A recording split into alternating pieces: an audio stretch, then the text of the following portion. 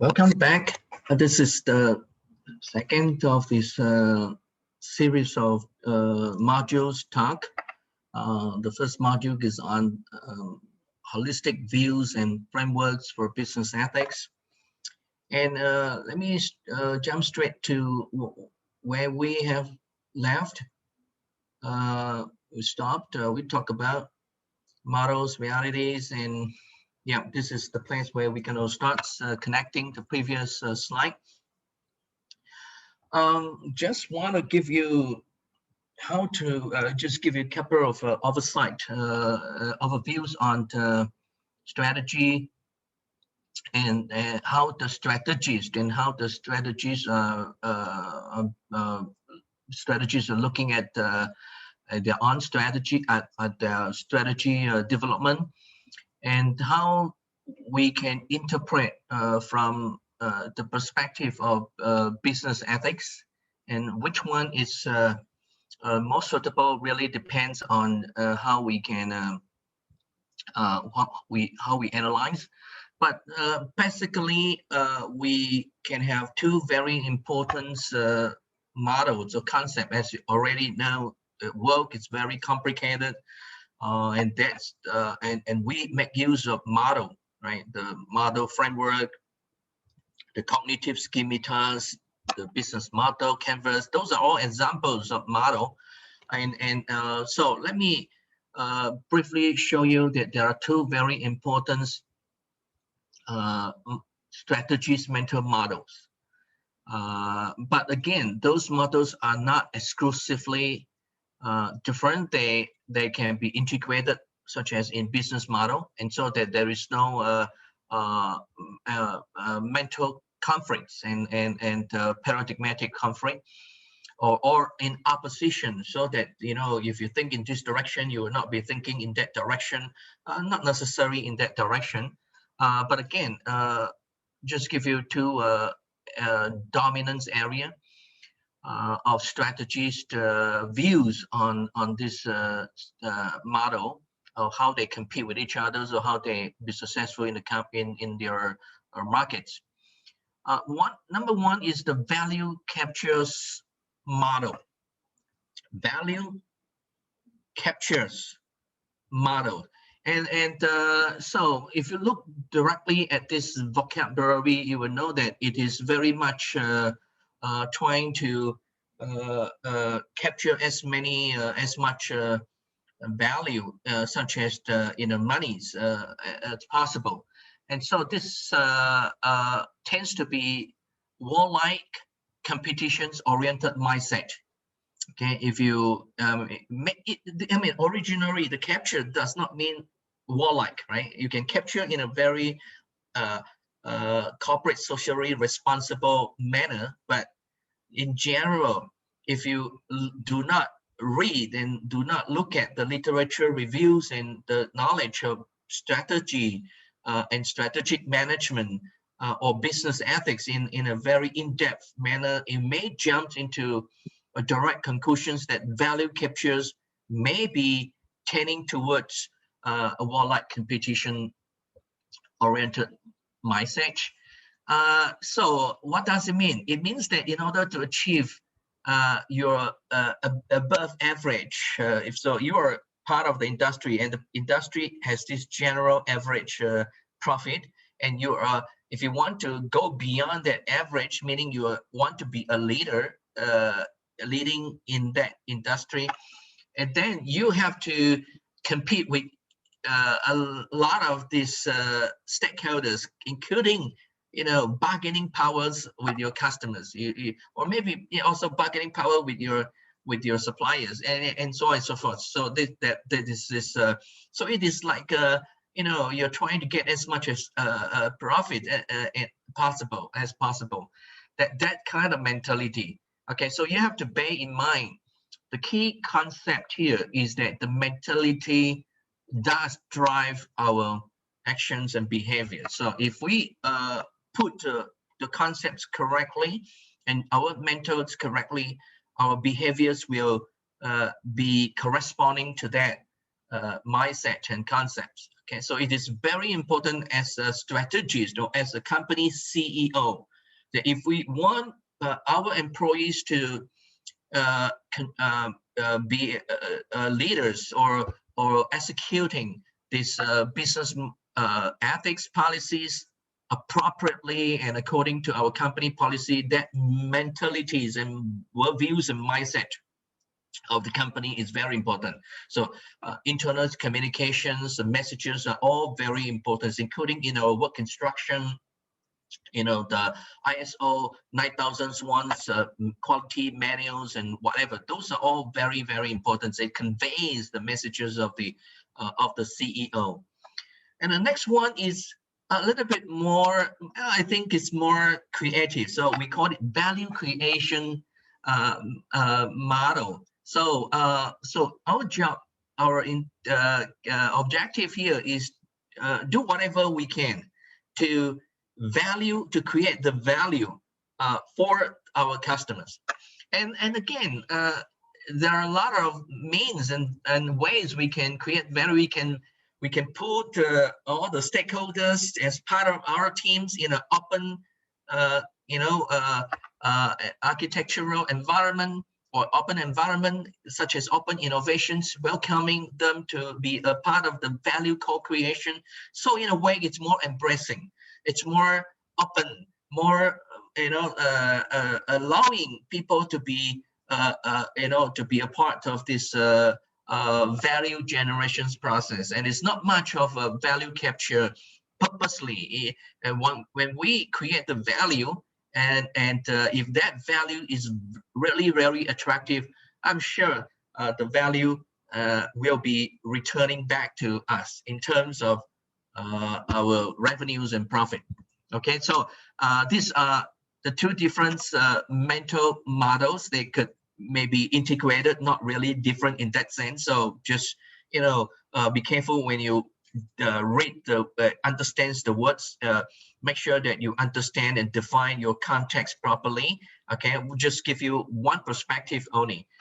So in a sense, the strategy is shifting from very, very dominant competition within your industry to a more interactive types of concepts and understanding. So shifting from beating competitors to offering more value co-creation for the ultimate purpose of giving the customers the values they need. Okay, and so these are these strategy. And in the mental mindset, I'm presenting in a mental mindset sense because if I jump straight to the strategy, it's all kind of strategy.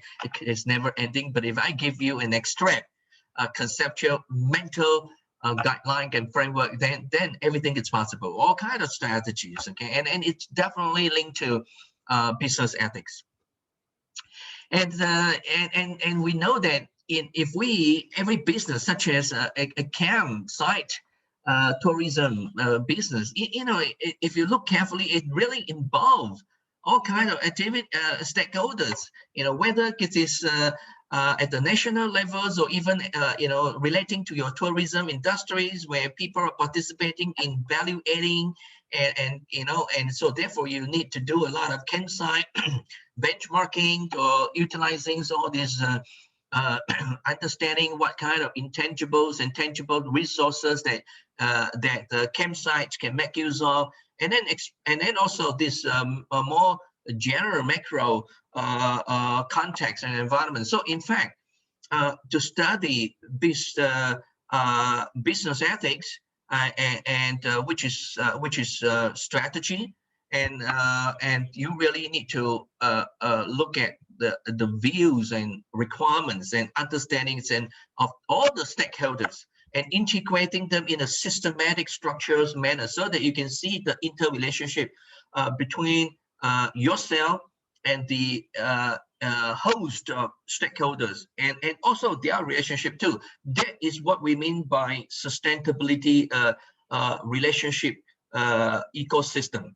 Okay, because without the relationship, nothing can be sustained. Well, sustainability depends on the relationship. So actually, if you want to study business ethics, a very important part that most of the people has ignored, even in the textbook and many publication, is the relationship. And also you can link to sustainability, relationship base of the sustainability. So if we have time, we will drill into those perspective, and we can work on research area in those areas.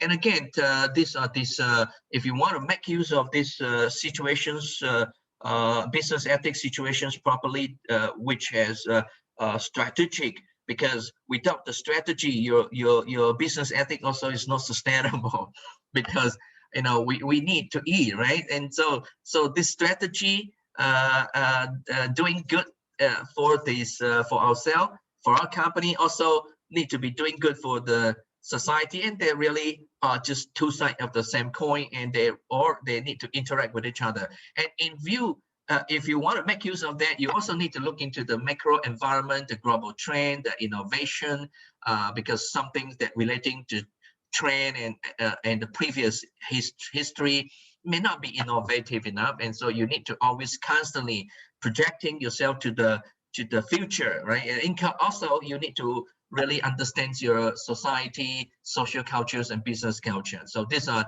just general pictures on what is going on, even for a smaller business called campsite, and it influences a lot of people, things like that. This page, three important components in an ethical issues. Okay, so if you want to delve into understanding an ethical issues and how to handle that ethical issue in a appropriate, responsible manners, this page demonstrates there are three important components that you need to cover. Well, first of all, you need to really know your morale issue. What is at stake? What kind of things are ethical issue? Why is that ethical issue? Okay, so these things you really need to focus upon. And the second thing is, who is executing that issue? And so morale agent is a person who makes a morale decision. Okay, and who's involved in participating in making that decision. Got to make it clear, right? And everybody has different experiences and different motivations and different expectation and different, as I have explained, the different stages of maturity of morale development. Okay, from pre-conventions to convention to post-convention, and so we really need to know who are making the decision.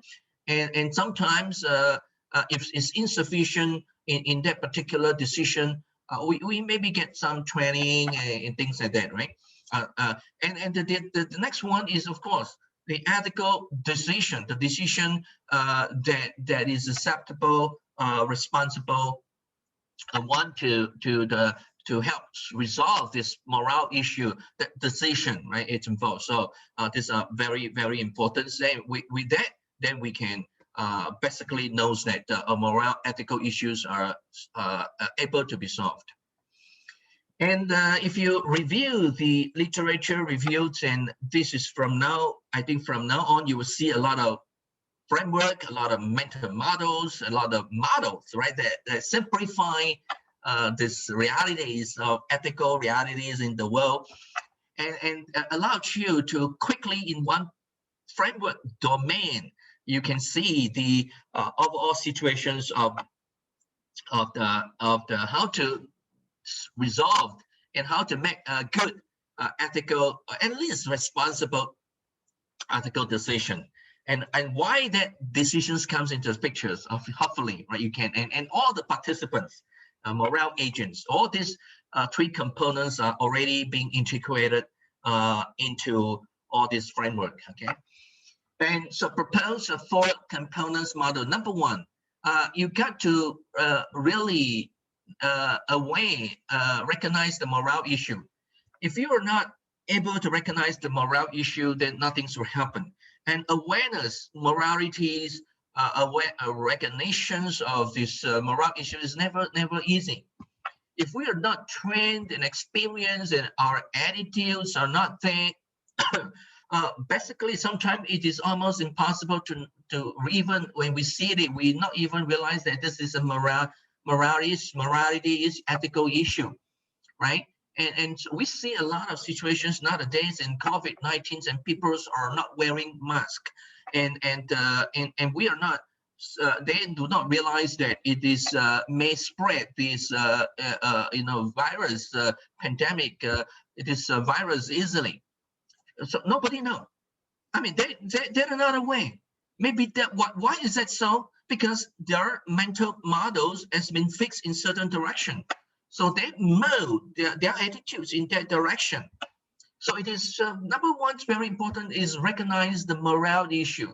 How strong our company or we or as a nation are capable of awareing those issues.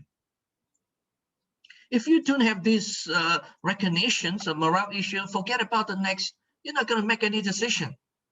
Well, because things are already there, right? Yeah, it's not awareing, and so make a second morale decision, morale judgment. That is very important. So, and that is where all this knowledge, principles, your observation. Last slide we talked about descriptive, your observation and your ability to digest the information and turn it into a good understanding of whether this is ethical or not ethical. So there is some reasoning process that allows you to judge and make a judgment. And again, this is never straightforward, right? The whole training of the course is all about ability to see where are the morale issue. So so that you know you will be more sensitive, right? The more knowledge you have, the more exposure of knowledge you have, the more sensitive you are. And the more sensitive you are, and with the training of this business ethic, then you can start to rationalize in yourself, and with the help of with people, or maybe with the use of sensors, or maybe with the use of artificial intelligence and big data, you can start doing some morale judgment. And then after the judgment, you judge, but but you're not going to move forward. Well, there are so there must be some intention, some driving force, maybe some emotional energies, or maybe some spiritual other mediators, or some some other variables that is so important that forced you to really create that intention. So the next one is resolve to place morale concerns ahead of other concerns, and it must be done. And that is called intention, morale intention. Okay, if there's no intention, nothing happens. And after the intention, you do it, then action starts. So that is where the morale behavior. And again, whether you are responding according to what you intend to do based on your judgment of what you have been aware in your problem issue, that is also never straightforward. Right, and it's never straightforward.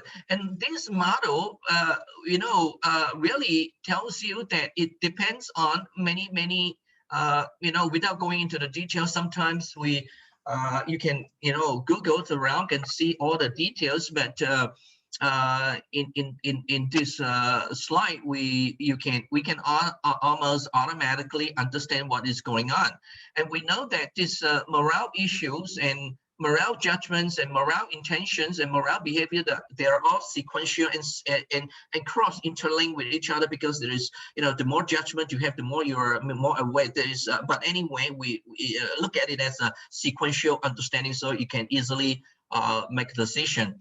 And they are being influenced by a lot of factors. One of them is the morale intensity, right? How intense, how important is the issue of morality and ethical issue that you really need to make the decisions, really need to be aware of, really need to have the strong intention and confirmative intentions, and do execution properly. And that depends on the magnitude of the consequence. If the consequence of whatever is going on is going to do, it's going to create a big impact, negative impact, that it must be done. So mask. If you don't do it, the magnitude of consequence is huge. and that you must do, right? And so it's intensity, okay? Social consensus, there is agreements among each other. So it is very important to see the culture, right? And everybody must come into a consensus that mask wearing is important, okay? And if everyone is forcing you to do, you will do. If there is no consensus, maybe you'll just forget about it, right? And probability of effect, right? What we know scientifically, without wearing the mask, the droplets and into the air and floating and the probability will be very high, especially with this contagious and degrees of this contagious disease is getting more and more with the variations of this COVID-19 and temporal immediacy. Some people feel that, well, maybe it's just a temporary issue, forget about it, don't need to worry. So this kind of, the time domain also is very important. If you feel that it's just temporary immediacy, maybe you're not really focusing on that. And proximity, how close to if it occurred to you, if it's it's something very close to your family, maybe you were wearing mask. Something's not within your, outside people too far away, you probably don't care, right? And so, and concentrations of the effect, how concentrate, how concentrate, how focus is this? Is the effect really in very heavy in this area, or it's just maybe a little bit there, a little bit here, or maybe in that case, maybe we will think that it's not really so severe and things like that. So it really, so all kind of these issues you can you can rationalize, and they impose some of the stimulating condition for you to judge upon, especially to judge upon whether decisions on ethical decisions must be there. Okay, and also it depends on your, ethical principles, understanding and your evaluation. So for example, if you understand a host of utilitarianisms that benefit everybody minus the cost, and then that kind of understanding and evaluation will force you to start to weigh and judge and intent and behavior. For instance, the benefit minus the cost, it's so huge when you're not wearing the mask. There's no, wearing the mask, the benefit is huge and the cost is very little, right? But if you don't wear it, the benefit was nothing and the cost is tremendous. In the future, or a couple of weeks later, it may be all the hospitals are being occupied, and now we are seeing these things happening everywhere in the world. So again, the ontological, whether something based on the principle and or something teleological evaluations of, also your knowledge and evaluation is very important, right? And so if you are a CEO, the ontological duties is not there. If you are not behaving as a model, then the rest will not be modeling you, will not emulate you, right? And so the whole companies will not able to move in that synchronized direction. So it is, again, the ontological and teleological evaluation is very important. So when we study business ethics, try to slow down. Slow down, do not need to rush, slow down to understand the complexities of each of the variables and the concept. Slow down to understand the ethical implications of each of the variable. Slow down the impact that the decisions may convey to others, influenced stakeholders, and slow down to understand the overall processes and so on and so forth. Okay, so it's don't need to really rush, and that is the reasons that in this study we can take a long time just to understand one page, okay, and have a communications and interaction. And it's not easy for interaction during the COVID-19 where we have online, because sometimes any question, no question. And but if it's interaction, we can force that interactions offline. in the class. Okay, and so that we can spend and challenge days and 3 hours for this particular, and no need to rush, because if we understand this framework, we understand the rest. The rest we do not need to spend time. It's maybe 10 hours here, but 1 minute over there, right? Rather than every time repeat and nothing happen.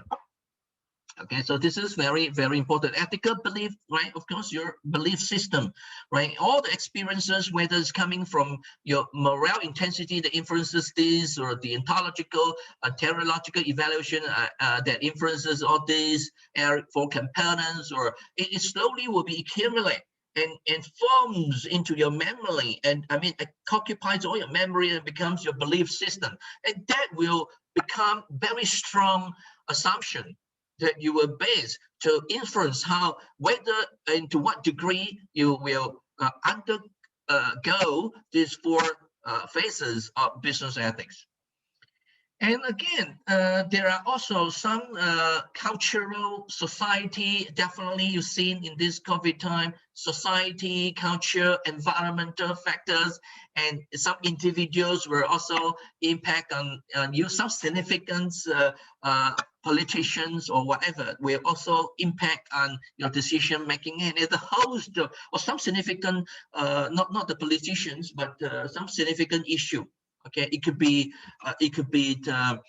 during this COVID-19 time, if we don't do it well, the agricultural chain, value chain, the supply chains will be stopped, and that is going to cause huge disasters. Okay, and or the supply chain of medical facilities and medical services and even drugs will be stopped, and so all the hospitals will not be able to cure other types of the problems. Okay, so we have to be so significant others. So once you understand this, and it opens up a lot of the opportunities for doing research, a lot of opportunities, because this simplifying model where you can adapt to all kind of contextual structures and application, and it's still open area, and we have no understanding of how this is applied in this country, that country, right? So we can do a lot of exercise on this domain, and so it is very important that we slow down.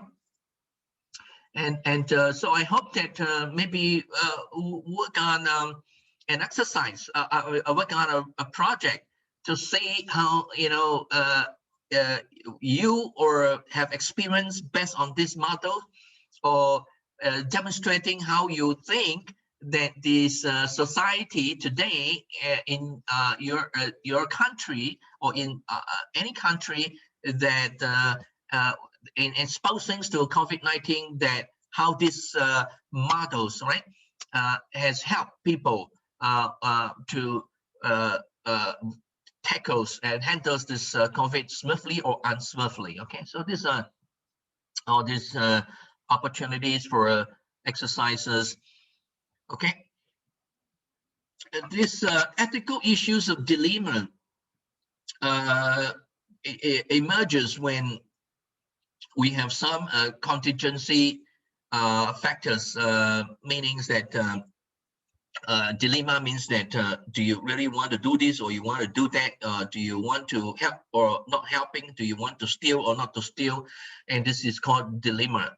And this thing happens because we are living in a environments where there are a lot different views and different situation that forces us to make a decision, such as this guy is very powerful, there's a significant others so important, and we know that we need to fit into certain society, but this guy gets, so it's influencing you, and this society is where you are living in, and you are somewhere around here, and whether you should make an ethical decisions that skew toward this guy or that guy, this kind of contingency issue, right? And so these are also part of this very important domain.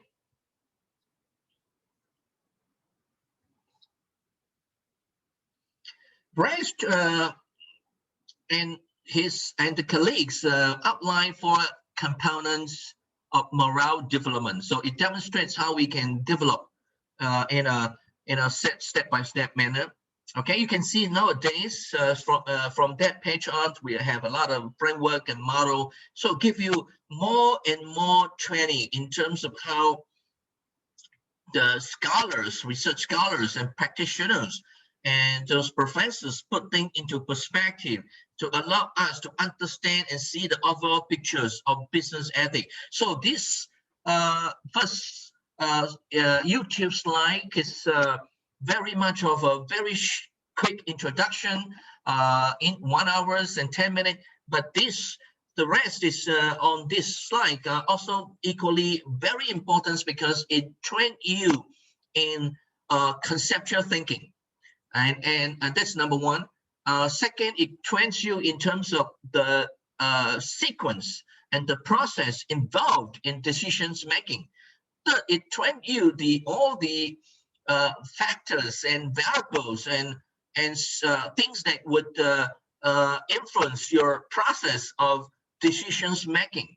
And fourth, it gives you the ideas of what are very significant and things like that, and also the in-depth detail.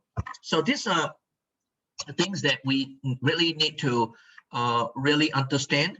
Okay, so I in the training of this series of slides is give us the ability to immediately make use of business ethics. Not talking about, okay, what is utilitarianism, and then talk 2 weeks, 3 weeks on utilitarianism, and the philosophically speaking, those are advanced ethics. We can, you can go to university and majors in business ethics, and those are advanced philosophical classes. But we as a business administrators and strategists, we need to strongly understand business ethics and apply it. Okay, that is very important, and also researchers. So components number 1, morale, sensitivity, and awareness. As you see, different people talk about different, almost similar things, right? So in order for a person to manifest ethical behavior, one must be aware first, right? So you can start to see that, different people will express and share similar things like my sharing a while ago, right? And so if you are not awareing it, almost everything is impossible, because awareing gives you the data. Awareing gives you the exposures of to what's happening. And so when you expose the things, then you have reaction. Right? When you expose the thing, then you start to have perception, reaction, feeling, and then because of that, those data, and including objective data, subjective data, tangible data, intangible data, and then you come quantitative data, qualitative data, whatever data, and then you can then slowly use that data, and then maybe use some your own analytical process, or maybe use some theoretical guidelines like the theories that I have told you, share with you, or you can Google it around. And in those area, and just 1 second.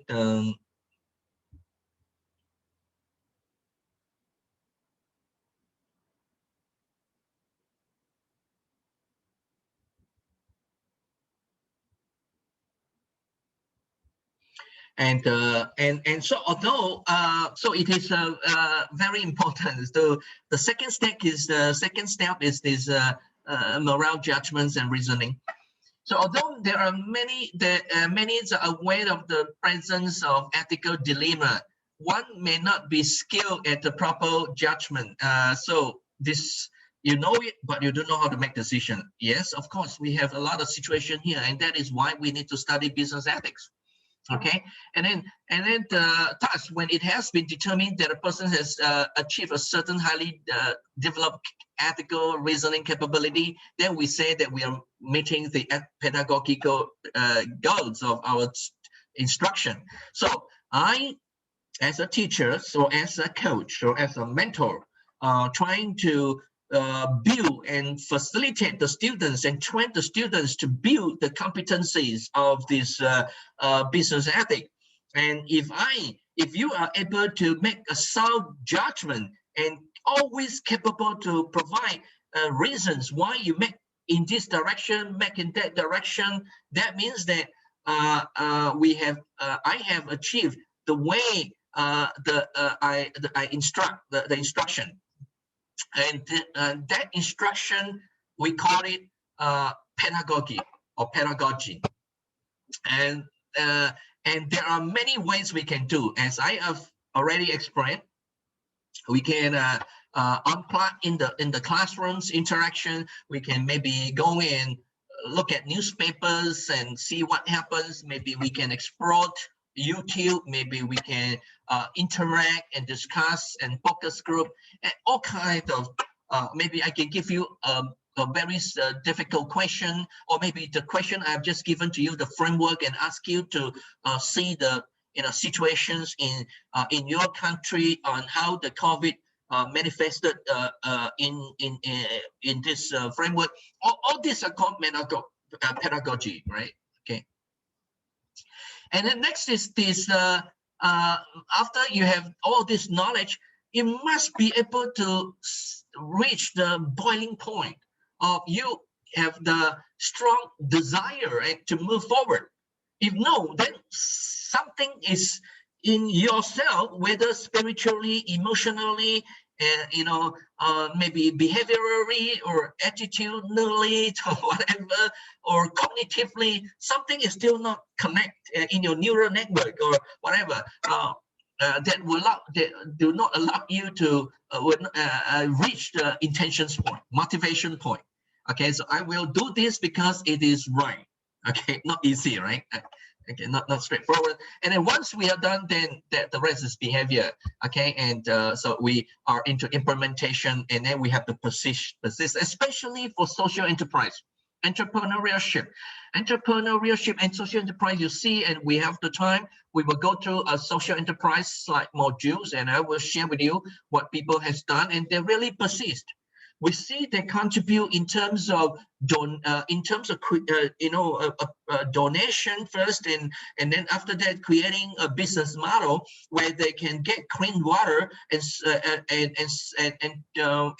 to everybody's many of the poor area, poverty area in South Africa's or in Africa's and those area. And so this is very important, and not necessarily we need to give them this fresh water from the outside. We can give them mechanical equipment to be able to process this well or the very dirty water from the rivers and into some very, very clean bacteria-free water, right? So and so on and so forth, okay, including oxygen today. It's very, very important. So all these are very sequential, demonstrated. I demonstrated using the ladder. So you have the step, you have to climb step by step. You have, and each of the step, it's not like bum bum bum. You have to really go through with effort, right? You have to really go through with effort. Okay, it's a very, very important. And so all these environments and your own situations, informs your belief system, will affect your perception, right? So this is another model, right? And so I just give you various different types of model from various different professors and practitioners and scholars. So, but generally speaking, you can see that they're all interacting and very much making sense. And it gives me the opportunity to iterate again and again and amplifies my message of the business ethics and sequence again and again, so that hopefully it gets into our internalized into our understanding and belief system. So anyway, the environments and our belief system, which are accumulated from our experiences, eventually will influence the way we perceive things. And so we okay, well, this guy is the way it is suffer because of this, the way it is it is this because of that kind of perceptual understanding will start to form. And this is really descriptive in nature too, right? Or deductive in nature is all the same. And then which in turn, this perception, along with all these theories that we have shared among each others, utilitarianisms, that looking into the utility, consequentialisms, looking into the consequence, and the ontological duty and principles of human rights and our responsibility. All this together with the perceptions would then give us, will then combine together, and we start to evaluate whether it is right thing to do or the wrong thing to do. And then once we evaluate, then we make a decision, a judgment, and then affects our behavior, right? So ethical judgments affects our intention, and which along with the situational constraints and certain thing you have to budget, or maybe other things, or maybe some rules and regulations, or maybe some society constraint, or maybe some cultural issue, or maybe some other things, and then affect your behavior, and therefore because of behavior there will be a consequence. Okay, so this and then you feedback. Feedback is very important. The feedback loop gives you continuous understanding how good you have done it, and what else you have to do, and what other knowledge is insufficient that you need to pick it up, and you need to learn it, and so that you can grow. Okay, so these are very, very important. So now you're slowly seeing the ideas of framework, right? Holistic framework, and they are covering as many domains and variables, and so that is where the holistics come into the picture. So holistic things come from ability of seeing an architecture, structural architectures of all these relating variables in a way that manifests the overall situations of or whatever ethical issue you are solving. And this is another framework that very much similar to SWOT. SWOT, analysis of strategic management, or people in consumer, in the marketing, or in any issue that any domains or disciplines that deals with a snapshot of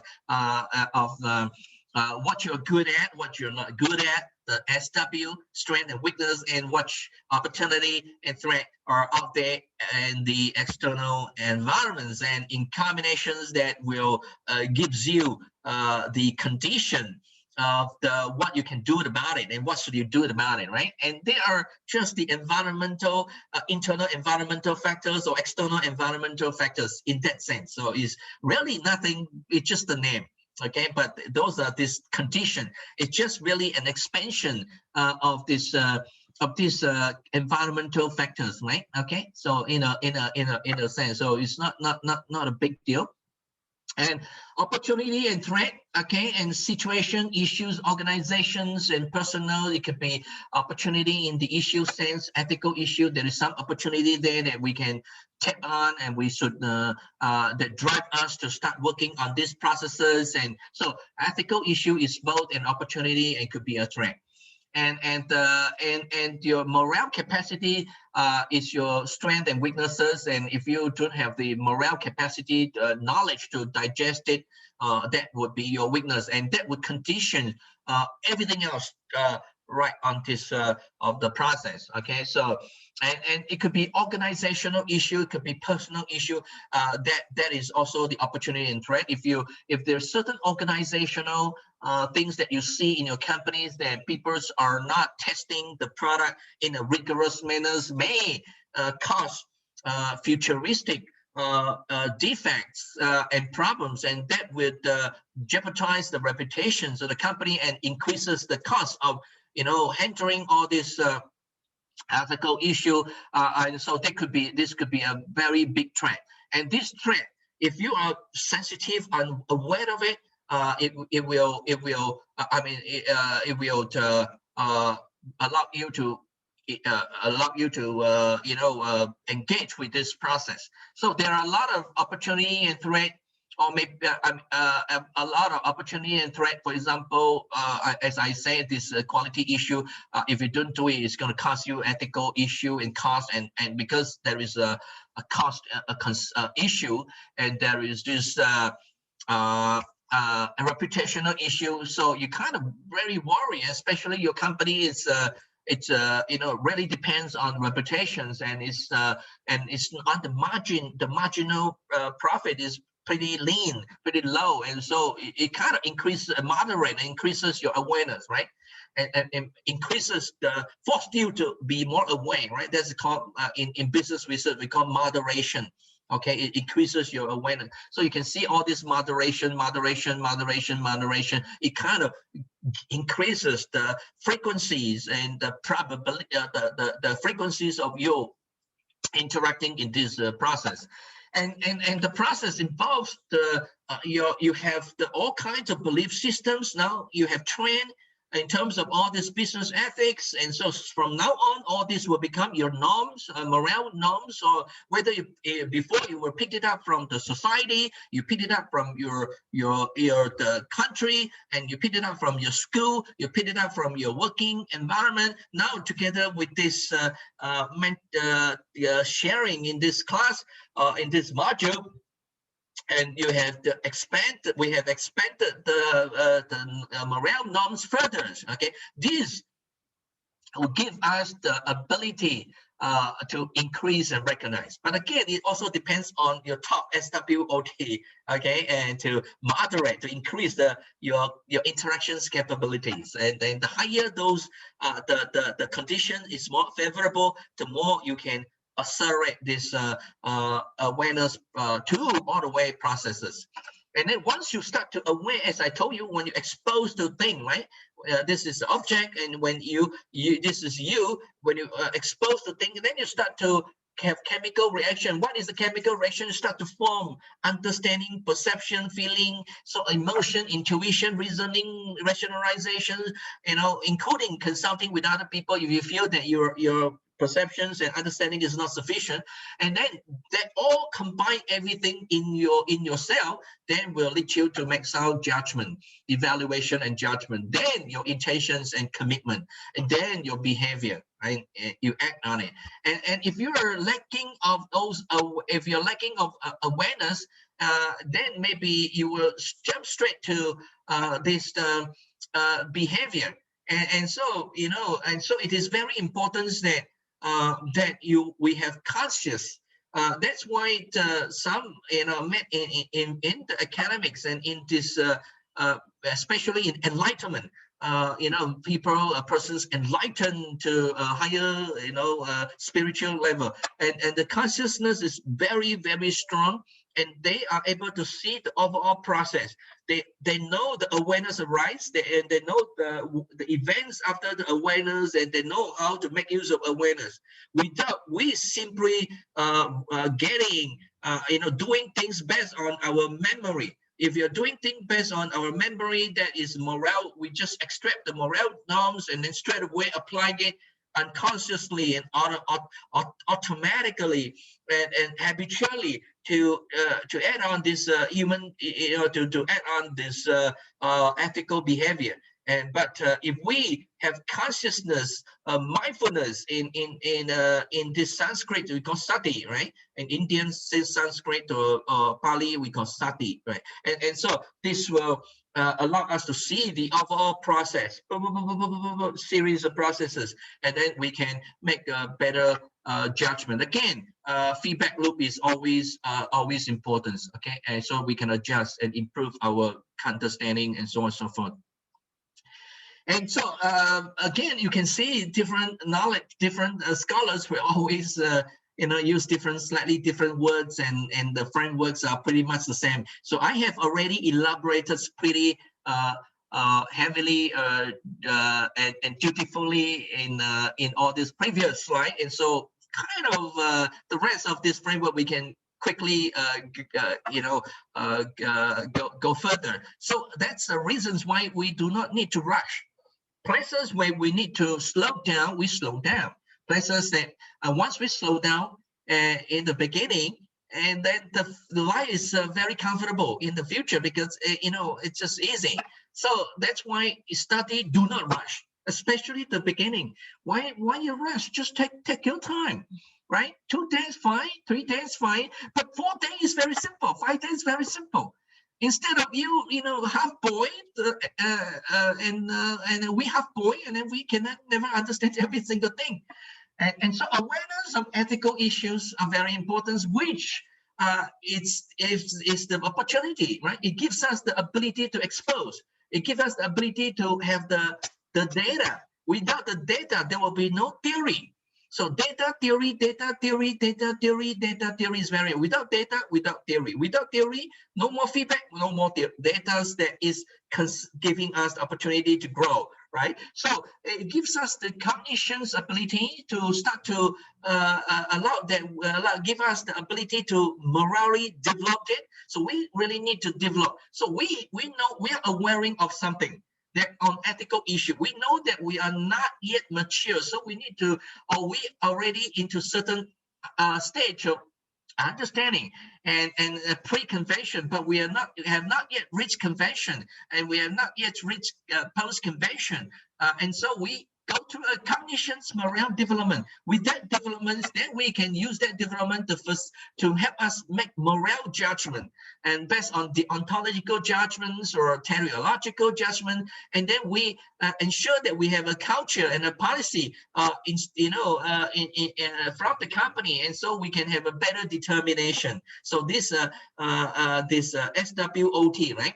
If you don't do it, okay, we're gonna penalize you, train. Okay, if we give them supporting incentive and a policy, then there is opportunity, right? And if everyone is very strong in commitment because of our cultures, and so we have a strength of culture, and that will moderate the determination, right? As I have already explained in this graph. Okay, but this professor or scholars are not looking into moderators because it is quite another sophisticated mathematicals or research detail. Okay, and then we take action, and then we monitors. Okay, so now you pretty easy, right? And again, it's pretty simple. Environment, social, cultural, economic, and organizational issues I have already explained, and this will become the environment.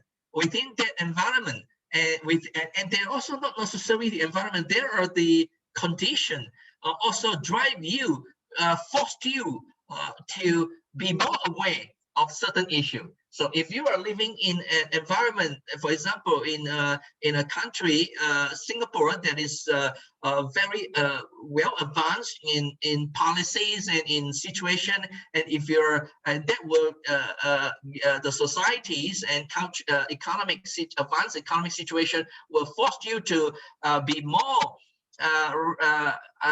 recognizing these ethical issues involving car design, the design of your engine, the design of your exhaustion system, things like that, and especially in California, right? And that will, together with the morale intensity that I have just explained, you are located in the California, everybody is looking at you, right? The proximity, or the consequence is huge, right? Managing consequence, you're not able to sell your car, and that will force you to make morale judgment accordingly, design it properly, design your car properly, and things like that. Okay, and of course, there are others, CEOs or significant issues that maybe EU's European unions are changing the criteria, the significance. Others are also pushing you to work harder and faster. Okay, and so you can see that business ethics is really not only business ethics, it's really a process of decisions making. It is a process of responsible decision making, and because it is a process of decision making, it is a process of responsible strategic management. So you can look at all this as strategic management, ethical decisions making, or just general decision making process in a responsible way. So, and that framework that I have just illustrated with from you in a various manifestation really is giving us a tool or instrumental tools to allow us to make decisions in a more digestible, sequential, holistic manner. Okay, and we have seen Toyota cases of all the cars recall, and partly it's because of their culture. And they are committed to do things, and partly it's because of this. If you don't do that, maybe somebody will whistleblowing, right? Okay, so it could be caused by whistleblowing, and that somebody is whistleblow and tendency to whistleblow in your companies or in your place or whatever, or the social media, especially in the Facebook or the televisions, medias, and whatever. And so under certain environment, I reckon it will gives you more incentive and motivation, stimulating condition for you to more recognize and aware of the situation.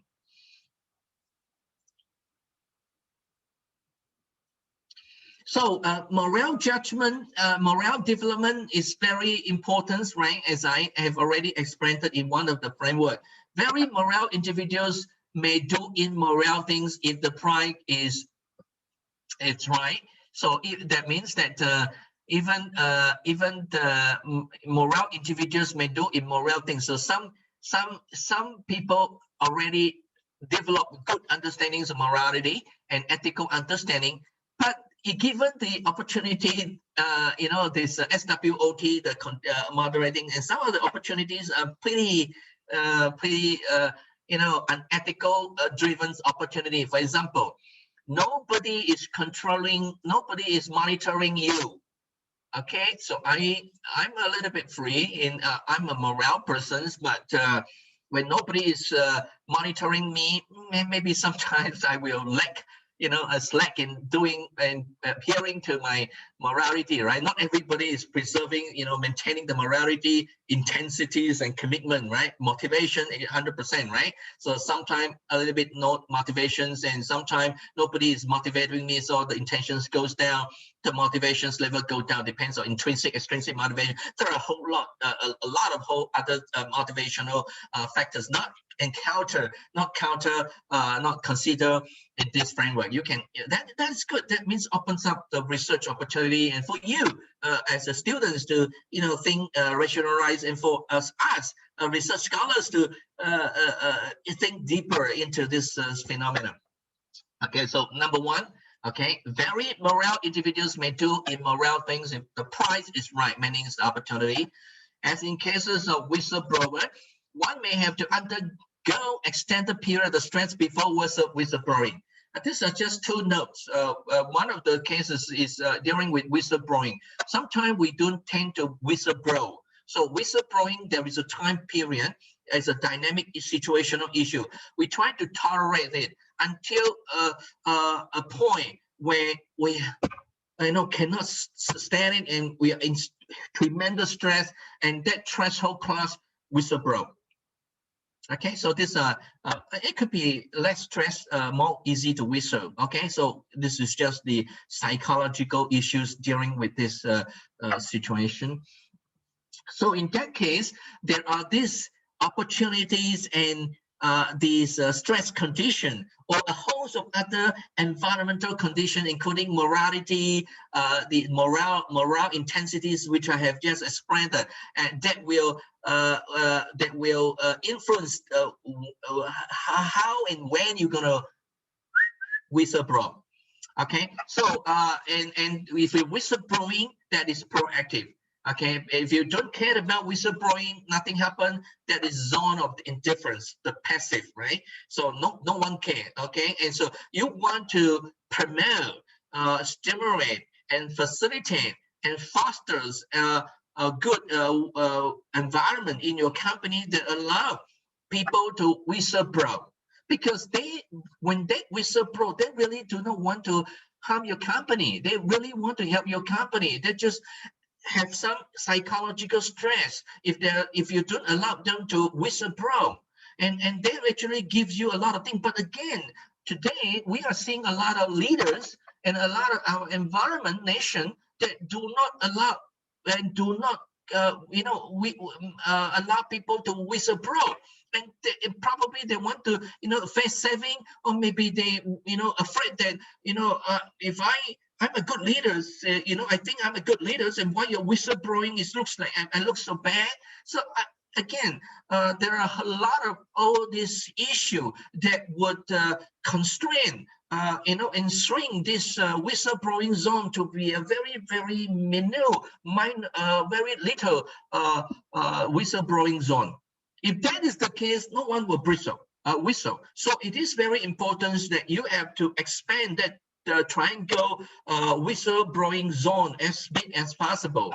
Not big until it is everyone is keep whistleblowing without any meaning, any understanding. So you got to have some some ethical protocol guiding the whistleblower as well. Okay, so everything is being collaborated and interacting in a very good sense. And these are a couple of things that you can go through. For example, sense of responsibilities. If you have good sense of responsibility, of course, whistleblowing zones expanded. If you're committed to an organization, for sure. Okay, and example, informal organization or this distance, you tend to whistleblow to a far distance, or informal to your friends rather than formality through your CEOs or to right. And again, depends on the leadership. All this part of this whistleblowing. And so if there is a papers on this, so now you already understand whistleblowing. So whistleblowing intentions will lead people to to whistleblow, and then when you whistleblow, of course the ethical issue are being exposed, and then you will reduce the impact to the societies rather than expanding the negative impact to the society, right? So it's going to create it's gonna have impact on the societies and things like that. But again, just trying to mention that why they whistle, and I have already explained it, a lot of factors, all these factors that can cause us people to the whistles. Okay, it could be something. It's very consequence is very huge. If you're not, somebody is always coming late to the class and or to the to the working area, and allowing to almost 2 hours, and that's the reasons why we are not able to achieve our productivity, or somebody is not wearing things or doing things properly, that we always have accidents in the workplace, and so this kind of magnitude of consequence or social consensus and probability of effect, or this temporal immediacy, proximity of you relating to the ethical issues and concentration of effect, which I have already explained it as the morale intensity, together with some of these structural issue in terms of your team structure. So team, you are part of a team, and the structural team also can, and your organizational support, which is sort of a isomorphism structural issue, and plus all these necessary precondition, your attitudes, right? Your own attitudes, whether when you whistleblow, you know that you whistleblow and it's not going to give you problems in your career. So perceived behavioral control, you're able to control the consequence, and the way of your commitment is not being influenced by other things, other people's, or your personal responsibilities, or whatever. All these issues could be preconditioning, plus all these and bring factors that will cause us whistleblowing. So don't just simply jump into whistleblowing. Okay, and so this is a little bit more advanced because in traditional business ethics textbook, we just jumps into the whistleblowing. And okay, what is whistleblowing? And then we talk, blah, blah, blah. All right, but this is a little bit more detail, and I can only show you those details because I have already prepared in the previous slide all this framework, and so you kind of intuitively and evaluatively and judgmentally and cognitively understanding the sequence of how a person's have the intention to do certain ethical compliance issue.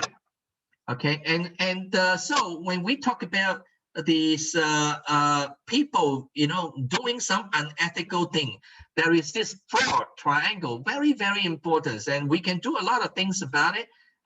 You know, you can do list out a host of issue in your experiences that deals with people doing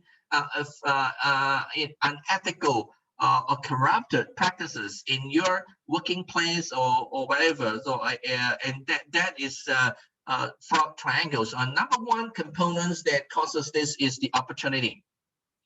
Okay, well, too much trust. My CEO trusts me a lot, and so I can do anything I want. Right? Opportunity. Okay, yeah.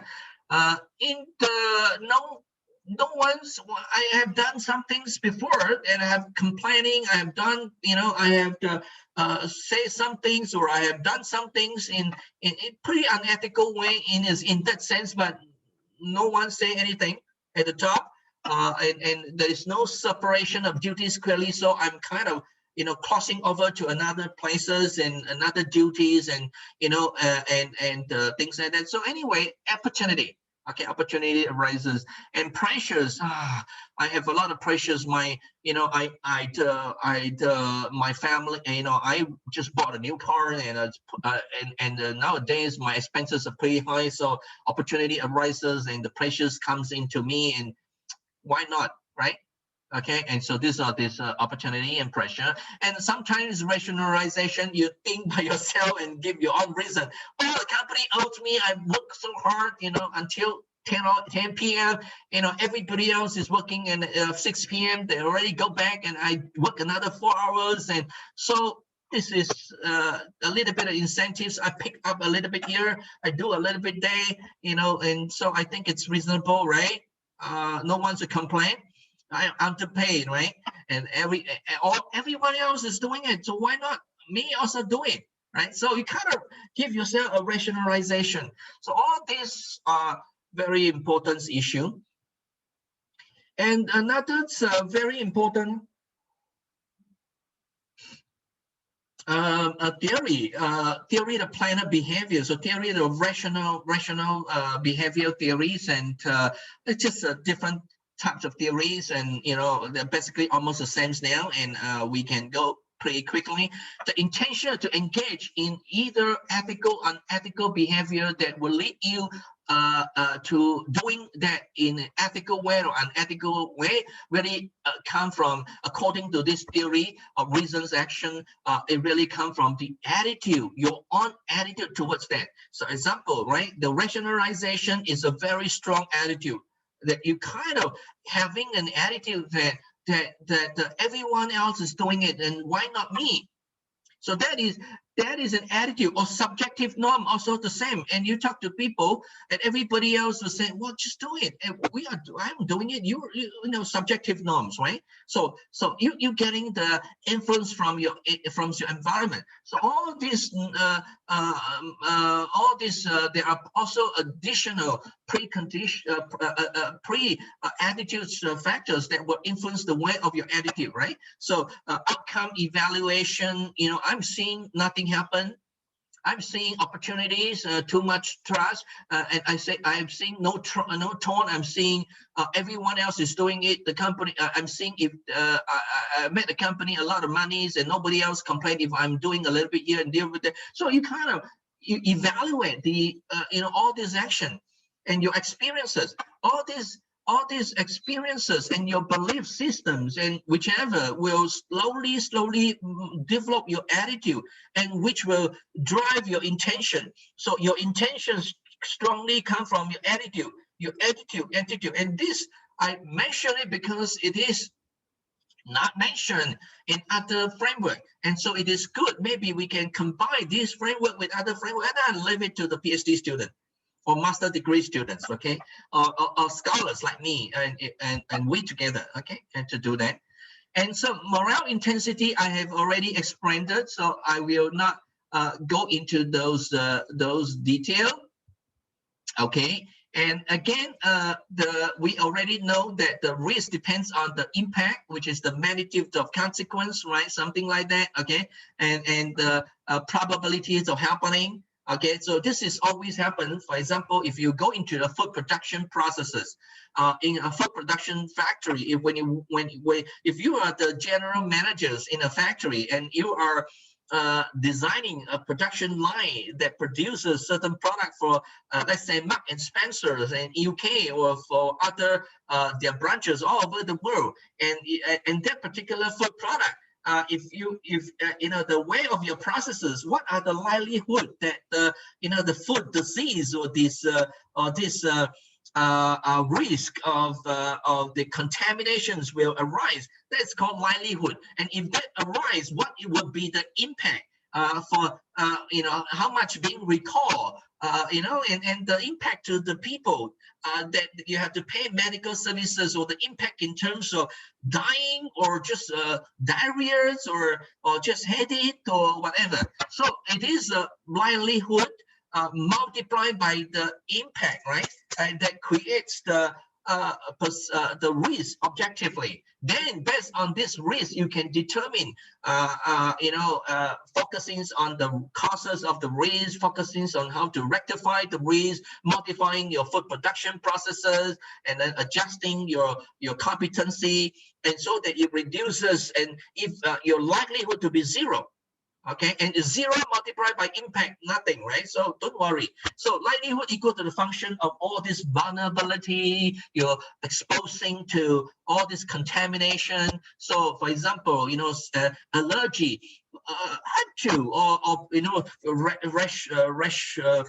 rashing all over your body, because, and all these are coming from food contamination, from peanut, for example, in your food production.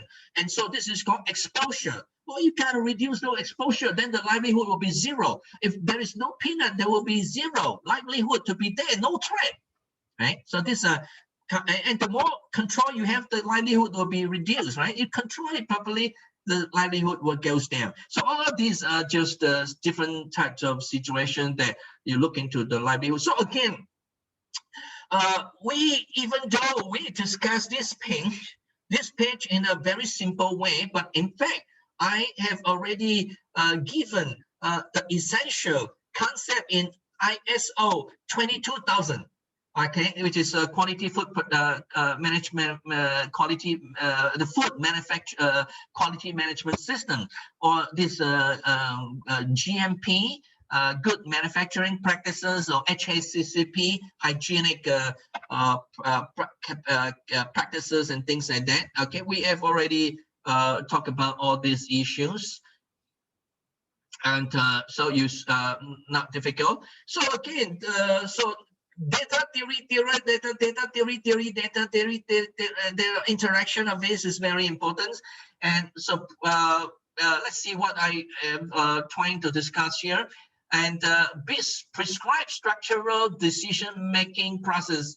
Okay, so we give a theory and data demonstrating actually two very important theoretical, two very important approaches to understanding business ethics. One of them is very prescriptive, right? Very prescriptive structure, decision-making process, where I give you where we learn a host of theory, the utilitarianism theory, virtue theory, social contract theory, the ontological theory, maybe act utilitarianism theory, or rule utilitarianism theory, whichever. And all this theory will give us the base for morale reasoning, and so that we can reason it out and implement it. And so, of course, we will get once we implement it, we get the data. Or we can go to, that is called deductive, right? Deductive. normative theories application. Or we can be more inductive by observing what is happening. And we know when we observe a situation, okay, people wearing masks, okay, where people wearing masks and properly complying with the rules and regulations. Now this place is nothing happens, pretty safe.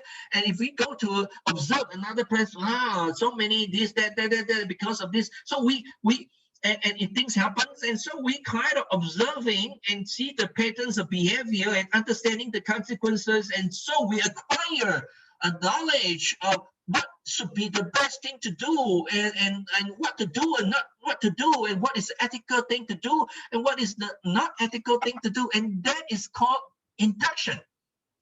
And so induction is inferred from observation and experience, from data to theory. So how you conclude which one is the right thing to do, which one is the wrong thing to do, comes from where your own observation, but observation of the people's doing it and the consequence as a result. So there is this the overall holistic understanding. This is what we mean by this judgment process, and it is also a strategy development process, and this is the same as the business research process. So it's no difference between a research process or a strategic management process or ethical decision-making process or ethical evaluation process or whatever. It's all the same. So it boiling down the whole class, the whole course, the whole situation, the whole domain of business ethics. It's really nothing but theory, data, theory, data, data, theory, data, theory. Okay, so it's so again, this page is very, very, very important. And for those who are novice and students, I would like you to pause and slow down, read all these sentences slowly, and understand. That is my intention, is to be very, very detailed in describing all this issue, because in other slide module, it will be huge words, only a couple of words in one page. That would be no text ability, opportunity for you to go in personally, drill into the detail to understand. So this module serves as the very important foundation for the rest of module 2, 3, 4, 5. This is the module 1. And it's 180 to 100 pages, and this is 35. And the process, okay, of justifying executing moral judgment. Okay, this page is another very important page.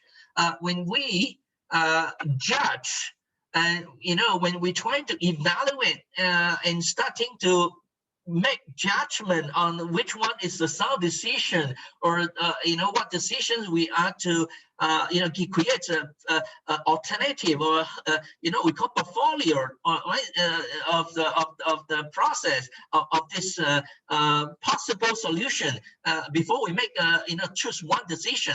And this is very important, right? So in general, any moral justification, after this page, maybe we can stop. In general, any moral justifications of your judgments or decisions making involve 5 supporting set of the steps and belief and value. And these 5 important steps, sequential steps, sometimes, most of the time, it's very important. And number 1, a set of normative ethical theory. Do you have that set of ethical theory? If no, train it, develop it, right? Pedagogy, right? Okay. Number 2, a set of moral principle. Where do they come from? They derive from A. They different. So the principle come from your theory. The theory drive the principle. And most of the company may only have the standard. So the standards come from where? The standards come from the principle and come from the theory. And many of the employees only know the standard, but they do not know where the standards come from. Maybe we just copy, right? But if you really want to make a good understanding and holistic understanding, you have to trace it back to the principle, and even trace it back to the theoretical domain. Because the theory guide the principle facilitate the development of a set of standards, and where all these standards becomes the rules for the company to follow. And then you make a judgment.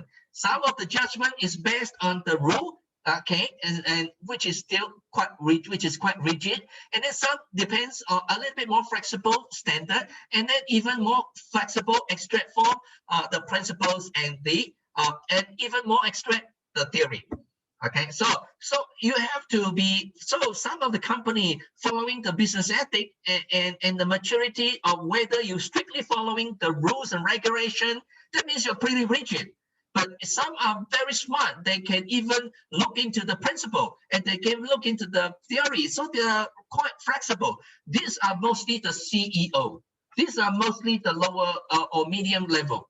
So if we want to higher hierarchy you go in terms of your career path, and you have to have a very strong cognitive reasoning at the extract level so that you can apply and multiply and expand. And that is what in research we call generalization. We are able to generalize in such a way to the theoretical form in such a way that it can apply to all kind of context and environment. So these are hierarchical series of morale steps that can guide us. Okay, so these are very, very important. And the rest of this description is really nothing but explain what I have to do. Okay, this is the last page. And so 2 criteria characterizing the morale principle. Okay, we talk about the theory guides the principle, right? And there are 2 very important criteria that determines whether it should be principles and how we should develop the principle. Number 1 is morale principle override others small interests and small issue, because they are very, very, very, very, very significantly important, because supremacy override all kinds of other interests. So for example, if you think that do not harm, keep promises, speak the truth, do not lie are very important things that everyone should have and every company employee should have, that becomes your principle. Okay, that's number 1 is supremacy. Number two is this morale principle applied to everyone, all people under comparable condition with no exception, and that can be your principle. Okay, so it's universal in the sense. Okay, if you look in carefully into that universal, there are a couple of theoretical ethical theory that talk about to address the principle issue. For example, Kant use the golden principle. Okay, principle, right? A golden principle. What is the golden principle? Do unto others what you would like others to do unto you.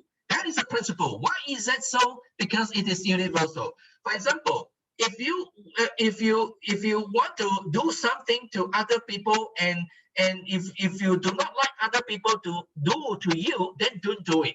So if you say I can lie to you. Okay, and do you like other people to lie to you? If it's not, that means don't do it. So, because if you otherwise, if you do something, if you hurt people, there is a reaction of, you know, the reaction, right? The Newton's third law, right? The action reaction. So if you do something bad to people, right, other people will react to you, and that is called Golden's rules. Okay, so do unto others what you would like others to also do unto you. Okay, so and if you don't like to do something, if you want to do something and you don't like other people to do according to what you do, then don't do it. Okay, and actually we are seeing a lot very headed every time when we go to newspapers or TV on news, and everybody is doing something that we actually don't want them to do to us, but we keep on doing other people. We keep on forcing people to do, especially at the political level, and so this is the not easy to follow. Okay, the principle is not easy to follow. This is principle. We are not focusing on the theory. They may not understand the theory. If they understand the theory, they will understand how to comply with the principle.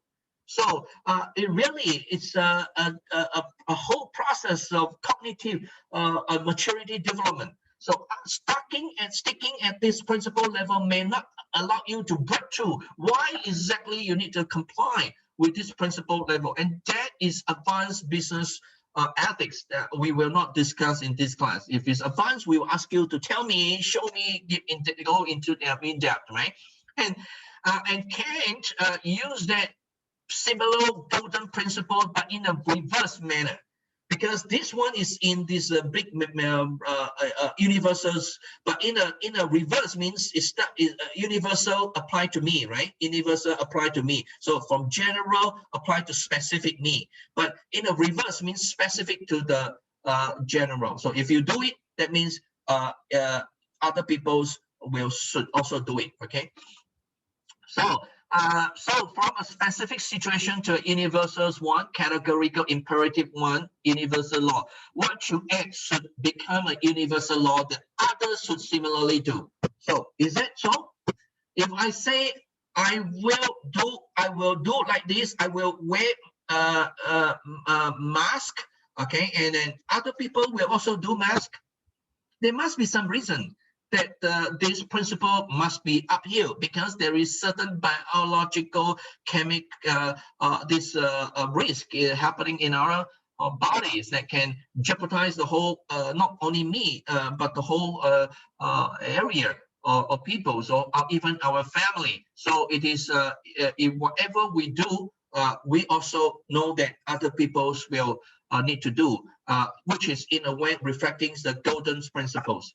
Categorical imperative two is an end, intrinsicness,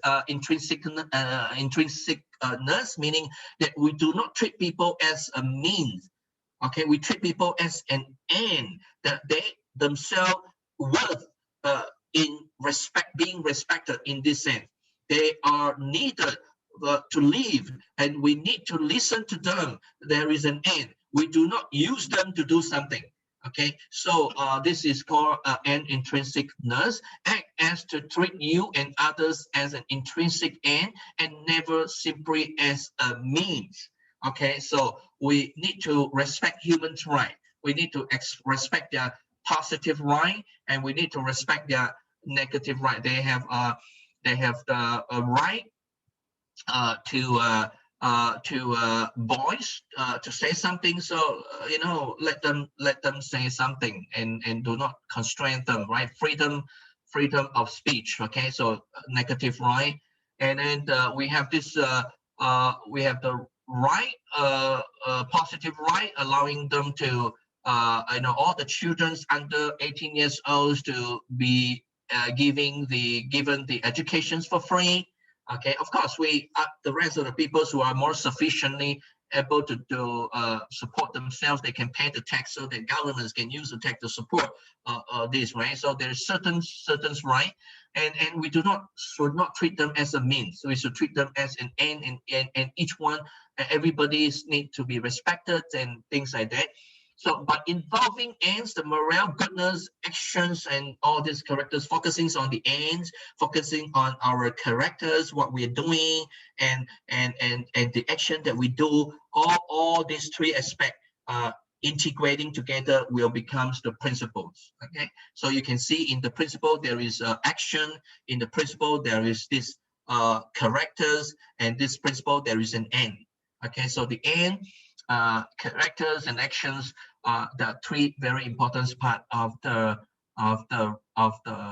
maxims, okay, or principles, or the rules.